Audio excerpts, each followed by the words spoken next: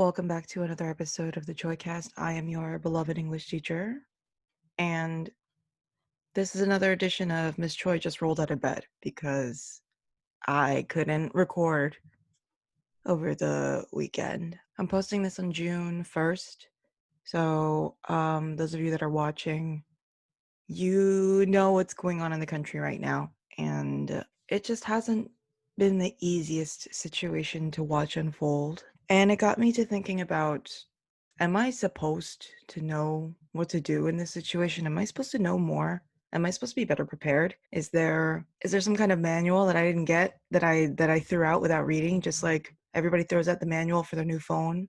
Because who reads those things? And the answer is obvious. It was kind of a rhetorical question for myself. I know what the answer is. The answer is no.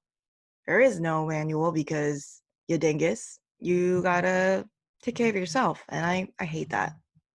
Uh, I really hate having to be responsible for myself. So, what makes someone a good adult? And I'm going to put quotes around good. What makes someone a good adult? And the short of it is, I said this before, there is no good adult in this world. Every adult has no idea what they're doing. And if they tell you that they know what they're doing, they are either a liar or they are an idiot, because then they don't know that they don't know what they're doing, and that's worse. I'd rather know that I'm bumbling around than for me to think, yeah, I got it under control. I really don't. I haven't been an adult legally or emotionally, I guess, for so long. When I was in college, I got there and I kind of was like, okay, so who tells me what to do? And people looked at me like, what are you talking about? Who's in charge? You are.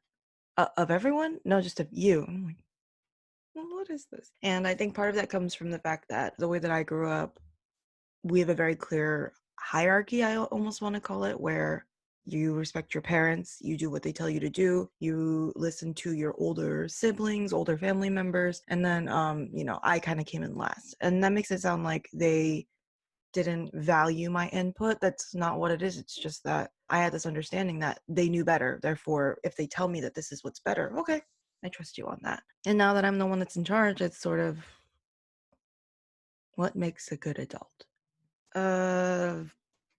I think I've got 3 points, and I might come up with more as I talk. Point number 1, to be a good adult, in my opinion, you need to be you. You need to know who you are. And some of you are not going to know who you are for a very long time. Some of you know right now, and you stand your ground, and that's great. But everybody comes to that point at a different point in their lives, and some people never get to that point. And my sincere hope is that every single one of you knows who you are and what you stand for. Even if it's later, that's fine. But know what you believe in, know what you care about, know what makes you uncomfortable, know what you do or do not trust, and be okay with that. Say, this is who I am, and this is what I stand for. I know sometimes when we're in a lot of situations where everybody has one very clear opinion, it's very easy to go along with the crowd. And in some cases, the crowd is right. There's nothing wrong with being part of a group of people that's right. And sometimes you're going to be in a crowd that pushes you to believe something that you don't actually feel comfortable with. And I think the moment where you know that you're an adult is when you are in either of those situations and you don't care. Everyone says pineapple on pizza is disgusting. I like pineapple on pizza. I think it tastes good. This is a silly example, but I used to, when we ordered pizza, people would be like, oh yeah, who eats pineapple on pizza? It's disgusting. Oh, it's gross. And I'd be like, yeah, haha, it's gross. And now I'm like, I'm going to order my own pizza with pineapple on it, and you don't get any because you're salty. And they're like, what? That's disgusting. And then later on, when they try it, they go, oh, it's pretty good. So, pro tip, you got pizza, you got ham, pineapple, those red pepper flakes, and then do a little bit of sriracha on top. You're golden. Number 2, I think you're a good adult if this builds up on top of what I said before. So know who you are, right? But on top of that, be humble. I don't mean humble like, oh, I'm not as good as everybody else and I have to go last for everything. No, that's not humble. That's self-deprecating, and that's actually really unhealthy. I'll talk about that in another episode, I guess. When you're actually humble, you have this outlook that I am not the only person, and I am not perfect. I really encourage you to start to adopt this mindset because when you acknowledge that you're not perfect, number one, there's so much less pressure on you. You don't have to be good at everything. You don't have to know everything. You don't have to get along with everyone. You don't have to look a certain way or be a certain way because I'm not perfect and I'm always going to be growing and improving. And that's why I'm fine with not living up to these impossible standards that sometimes the world gives us. There are times where I say stuff in class and then you guys are like, Miss, that's not true. I don't get angry and go, everyone get out. You're disrespecting me. I'll get ISS. I don't do that. The reason why I don't get angry when I'm wrong is because I just know that I'm not always going to be right. And there are moments where I mess up really badly. There have been instances where I've hurt people's feelings, my students' feelings, because I didn't know certain situations or I wasn't thinking about something or I was ignorant about certain circumstances. And in those moments, I wasn't angry. I was always very sorry. And I tried my best to apologize and to make amends. And growing up, I had teachers who never apologized for anything. And I think that comes from a lack of humility. Okay, like, yeah, I'm proud of my accomplishments. I know that when I'm sitting in a classroom teaching, I know I'm the most educated person there, but am I the smartest person there? Am I the wisest person there? Not always. Sometimes my students are way smarter than me about certain things. Sometimes my students have a lot to teach me that I don't know yet. And I like that. I like not having the pressure to be perfect and to know everything.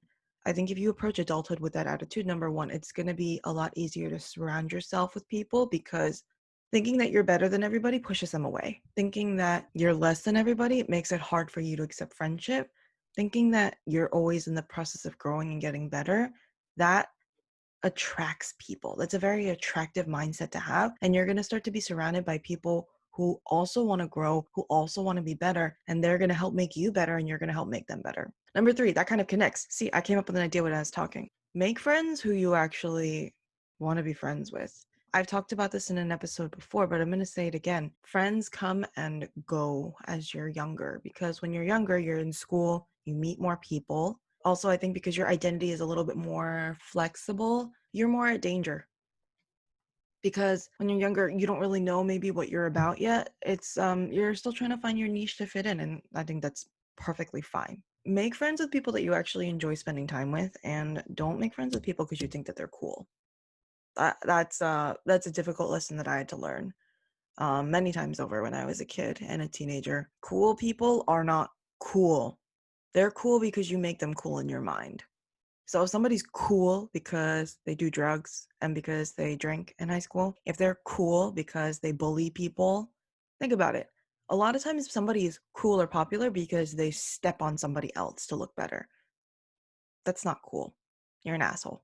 For me, what makes someone cool is when they have a lot of compassion, when they are willing to listen to different opinions, when they're loyal to their friends. That's what makes someone cool to me, and everybody's definition of that should be different. But I choose to surround myself with people like that because that's what matters to me in a friendship. I don't really care what you look like. I don't care about like, oh, like, do you listen to the same music as me? I don't really care. Some of my best friends and I, we don't listen to the same music at all. And it's totally cool. It doesn't have to be that way. So as you get older, start to think about that. Who are the people that you surround yourself with? And are they people that really are people of substance? Like inside is really what matters because honestly, the people that you think are ugly in high school, a lot of them are late bloomers and they will have a glow up afterwards. And the people that you think were like rich in high school, when people start making like real salaries with real money, that money that they had, that's not anything. People who you think like, oh, well, like they got clout. Clout where? In your school? Are you going to live in the high school for the rest of your life? Come on. Fourth thing, what makes a good adult is compassion. I think that's the root of a lot of things. So, sympathy and empathy are two very different things. And I kind of want to talk about this because it links together. Sympathy is when you feel bad for somebody else in a situation where they're going through some kind of struggle. You yourself are not experiencing it right now, but you feel bad for them and you're like, oh, poor them. Empathy is when you put yourself in that person's shoes and you try to understand how they're feeling. And sympathy is worth nothing. Sympathy is garbage. It's trash. I'm sorry. I know people are going to disagree with me, but pitying somebody is never, ever, ever going to be good for them. Just intrinsically, what that is when you feel pity for someone, you're looking down on them. And that's wrong. Empathy is you and I are equals and I'm going to try to understand you. Sympathy is, oh, poor you. It's It's not the same. I hate pity. I hate sympathy. Empathy, I'm down with. Like, yeah, you got empathy, we're good. So empathy and compassion, they're connected. Compassion is love for other people. That's what it is at root. And as some of you are sitting there going, Miss, I hate people. You hate people. What are you talking about? It's true. It is true. But because I hate people, I have to practice compassion. If I don't practice compassion, I hate people even more. The reason why I hate people is because people don't practice compassion. They don't try to understand other people. They don't try to put themselves in other people's shoes. They don't try to listen. The root of compassion is caring about that person as another person on the same plane as you, as the same level of importance as you. So when you feel compassion for someone, you might not agree with them, you might not even like them, but you listen to them because you're saying that what you have to say is important to me. And I think that if more adults in this world were to practice active compassion, I think that a lot of things would be a lot better than they are right now. I want to challenge you to practice compassion to the people in your lives, especially to the people you hate. I know this is very difficult. I struggle with this all the time. You can tell from my facial expressions, I struggle with it all the time. Think about it. But when you practice compassion, you might not change your feelings about that person right away, but over time, you're going to start to realize, oh, the reason why this person and I are in conflict is because this was their motivation, this is mine. But at the root of it, we're just both looking to feel safe. We're both looking to feel this and that. And that commonality makes it much easier later on for people to talk out their differences rather than just saying, oh, you're against me because you're wrong and you're bad. People are not that simple. I have met very, very, very few people in my life who are absolutely evil. I don't think I've met anybody who is absolutely evil. There is always a root. There's other stuff, obviously, like if you want to be a good adult, you obviously have to pay your taxes. Don't commit fraud. You have to take responsibility for yourself. That's true. But these are all things that you're going to pick up as time goes on. Don't feel like you have to be in a rush to get all these things accomplished now. It doesn't work that way. I'm still in the process of getting a lot of these pieces together myself. I honestly doubt whether or not I'll ever become an actual good adult, but it's what I aspire to because I think the minute that I decide that I'm good enough the way I am and there's no need to change and I'm perfect and everybody shut up, that is where I really truly start to fall away from being even anything close to a good adult. Just because you hit 18 doesn't mean you have to be an adult. Just because you're 20, because you're 30, doesn't mean you have to be an adult. We're all working towards it as time goes on. Before you say, oh, my parents, my grandparents, they're so mature. Yeah, fool, because they lived longer than you. You'll get there eventually. Okay, stomach's being too loud. I'm gonna go. That's my that's my cue to leave. I miss you guys very much. I'm thinking about you every day. I hope you're staying safe. And yeah, I'll see you guys next time.